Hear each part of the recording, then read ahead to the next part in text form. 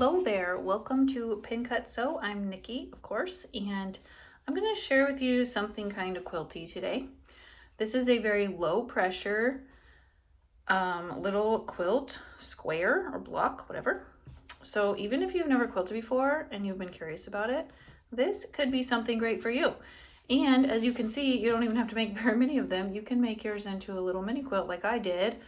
I'm going to give you some other ideas at the end of what you could do with these little guys. But this block is called just a wonky star. So you can see that my points are purposefully uneven.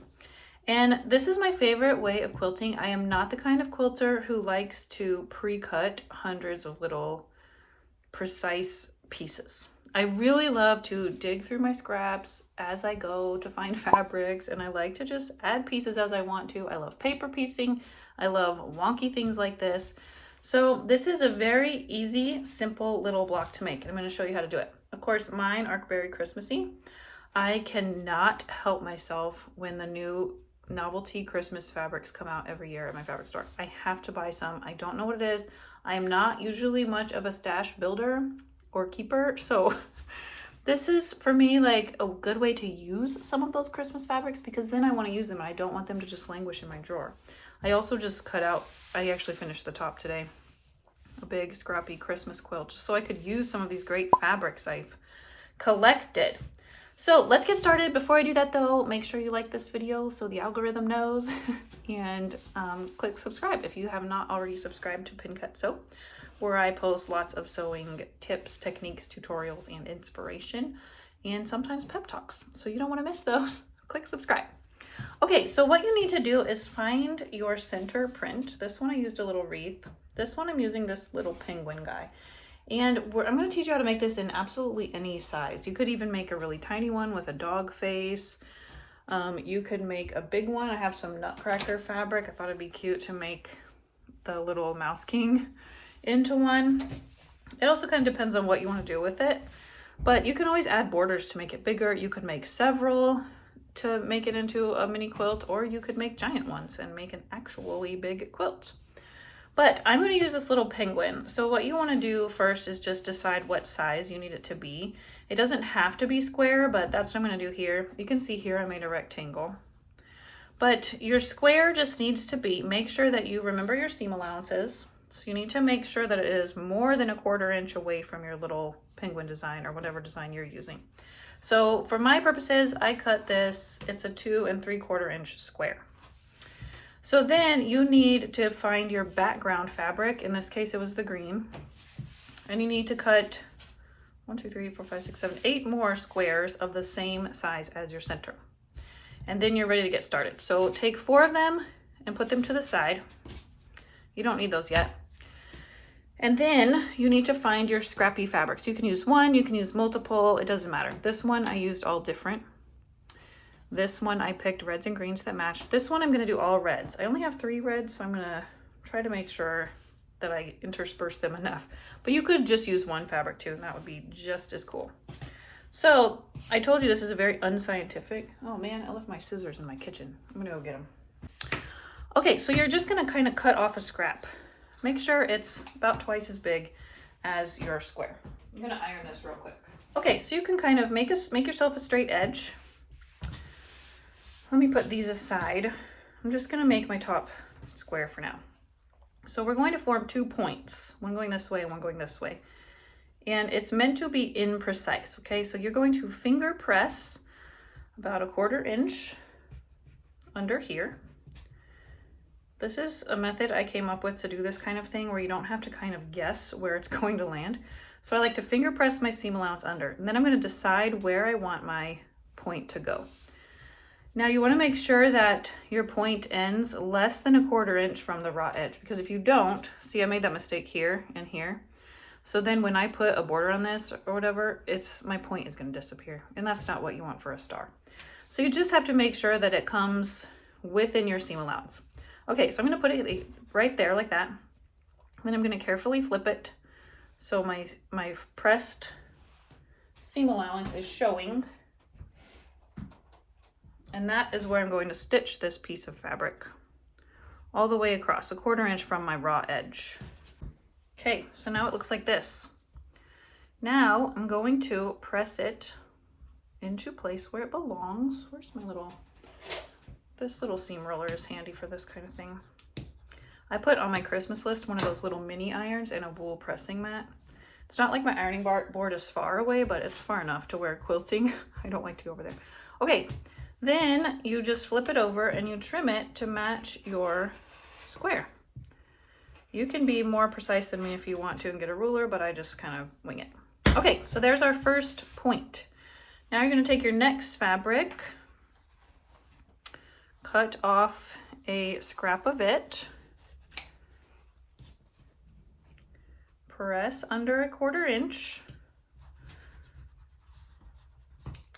and then place it where you want it to go. They're not supposed to be very even because these are wonky, remember? So I'm going to make this one kind of go this way. As long as it's going from edge to edge and past, and it's not going up above your raw edge here, then it can go anywhere. Carefully open that. Keep losing my pin. Put my pin this way so I can sew this direction. Now I'm just going to go sew along my pressed seam allowance. Okay, so this is the line that I pressed into my fabric. You can draw it if you need to. If you're a beginner, you might want to. So now it will just fold back into place.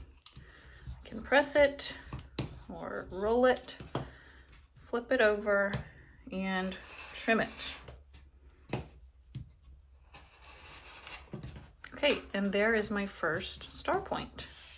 So that one will go there. Now I'm going to do that 3 more times. I'll show you again, and then I'll make 2 more really quick so we can finish the block. So here's my side one. I'm going to take this, maybe I'll try to get more out of this. Finger press my edge. You can see this goes pretty quick. You can even batch sew these if you want to, chain piece them.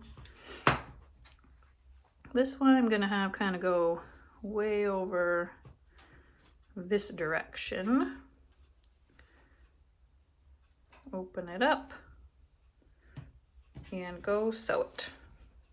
Okay, there we go. And trim. If you make a mistake, it's okay. You might even want to make some extra squares when you're cutting, just in case you need to start over on one. Sometimes it's easier to start over than seam rip, especially because when I'm doing quilt piecing, I like to use a 2, what is the seam allowance measurement? Like 2 millimeters? That can't be right. Yeah, 2 millimeters.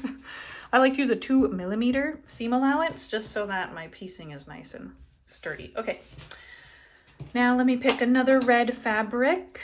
Use this one again. Okay, press my seam allowance and decide where I want my next point. This one I'm gonna make a little bit smaller. I'm gonna make it kind of skinny like over here. Open it up and go sew it. Okay, press that into place and trim.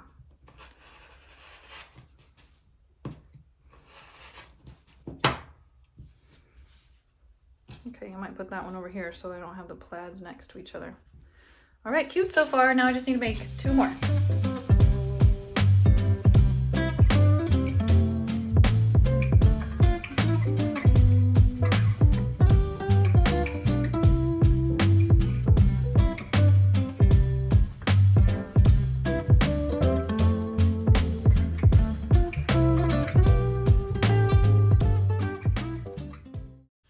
Okay, I made all 4 of my points. I might rearrange them a little bit. Okay, now we're just going to finish up the block. We're gonna sew these into rows, just like you imagine that you would. So first these,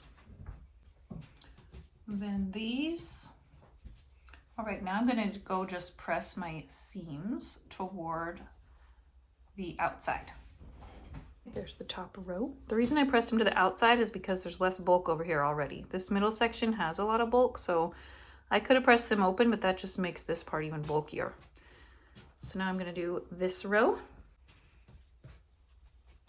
All right, in this case, I'm gonna press those seams toward the middle because it's less bulky. And last row.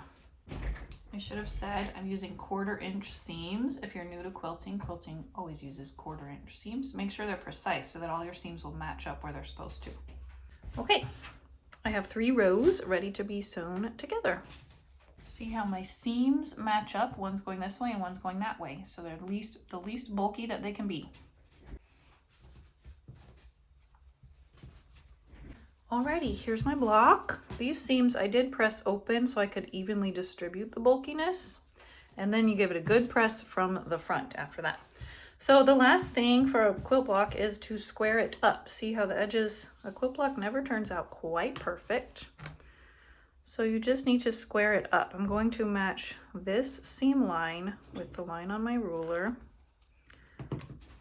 Oh, there I go, leaving my rotary cutter open again. Someone's gonna get on me for that in the comments, I just know it. I'm sorry. And then now that I have a straight edge over here, I should be able to make my block into a nice and perfect square.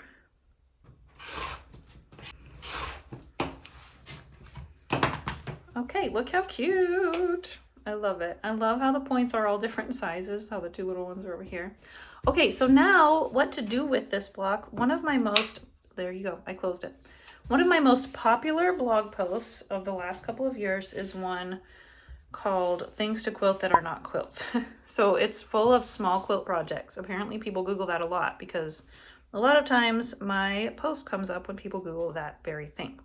So if you don't have time to make big quilts, I love these mini quilts for that, or you could call it a mug rug. But that blog post, I'm going to link you to it. It has tons of ideas of things to do with quilt blocks or small quilt projects without making a huge quilt. You can, of course, make a bunch of these and make a big quilt. That'd be really cute. But if you want to go ahead and make it into a mini quilt, then you can go over to my coasters video. I'm going to put it up here, I think. And you can see how exactly I made these layers, how you can quilt it, and how you can add the binding. It's a machine binding. See, no hand sewing at all. And you can turn yours into a little mini quilt. That's what I'm going to do with this one also. I just like to leave these laying around on tables at Christmas time and maybe put a candle on it, maybe not. And I will come back and show you my finished result. Okay, I finished. Isn't it cute? My cute little penguin mini quilt. I have a family member who loves penguins, so I think I'm going to send this to her for Christmas. So be sure, if you want to make it into a mini quilt and you don't know how, you go check out my coaster video or also my oversized hot pad video. That has the same binding method for you, and the only difference will be in the way that you quilt the top. For me, I just made a border of stitching around the star, and then I stitched in the ditch around the center square. That's what I did on both of these. Looks great. So if you like this kind of thing, if you want to learn more quilting techniques, especially if you are new, please tell me if you found this helpful. And if you would like more accessible, I guess, quilting tutorials like these, I am your girl, because I am not a quilt perfectionist. I am not a quilt purist. I've actually gotten some comments in the past, not very many. I don't get very many rude comments trying to correct me in my quilting methods. But as you know, I believe there is more than one way to do everything. And so if you like my kind of quilting and you like to just pick the fabrics as you go and you're not into all the fussiness and you don't mind taking the slow road, if that's what you feel like doing, then I am your gal. Please let me know in the comments if you would like more techniques like that, and I will see you all soon. Bye.